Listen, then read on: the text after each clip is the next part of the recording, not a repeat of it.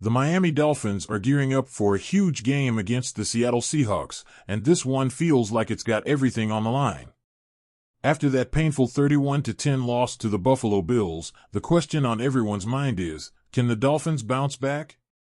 Seattle isn't making things easy either. They're 2-0, riding high, and they've got the home field advantage. Meanwhile, Miami's sitting at 1-1, and it's not just about getting another win. It's about showing they're ready to fight, that they won't let one bad game define them. Playing in Seattle for the first time since that tough 12-10 loss back in 2016, the Dolphins are stepping into hostile territory. But this team knows what's at stake. Skylar Thompson is at the center of it all. Let's be real, this is a huge moment for him. After the Dolphins chose to stay with him as a backup during the offseason, fans have been watching closely, waiting to see if he's really up to the task. Now, he's making his first start since that playoff loss to Buffalo last year, and the pressure couldn't be higher. Sure, Thompson's past performances haven't been anything to write home about, and his preseason didn't exactly inspire confidence. But none of that matters now. What matters is how he performs on Sunday. The coaches, especially head coach Mike McDaniel, are putting their trust in him, but that only goes so far. The real test will come when Thompson steps onto that field in Seattle. Can he rise to the occasion and lead this team? Or will the pressure prove too much?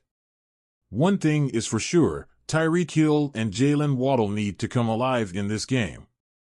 Their performance against Buffalo was underwhelming, to say the least. A combined 65 receiving yards? That's not what anyone expected from two of the most explosive receivers in the league. Last year, they never failed to put up at least 100 yards together, and now, in a crucial game, they went quiet. It's hard to ignore that their connection with Thompson isn't what it is with Tua Tagovailoa, but that's not an excuse. Hill and Waddle are game changers, and they need to find a way to get involved, no matter who's under center. We've seen what they can do. Remember Week 1 when Hill had that 80-yard touchdown, and Waddle broke free for a 63-yard reception? That's the kind of impact they need to have if the Dolphins are going to have any shot at beating Seattle. On the defensive side, Anthony Weaver has a lot to prove. As the Dolphins' defensive coordinator, he's facing a familiar face in Seahawks head coach Mike Macdonald, who he worked with back on the Baltimore Ravens. This is more than just a game for Weaver, it's a chance to show what his defense is made of. Throughout training camp, there was a lot of talk about this unit adopting a new mentality, a tougher, more aggressive approach. They called it a bullying attitude.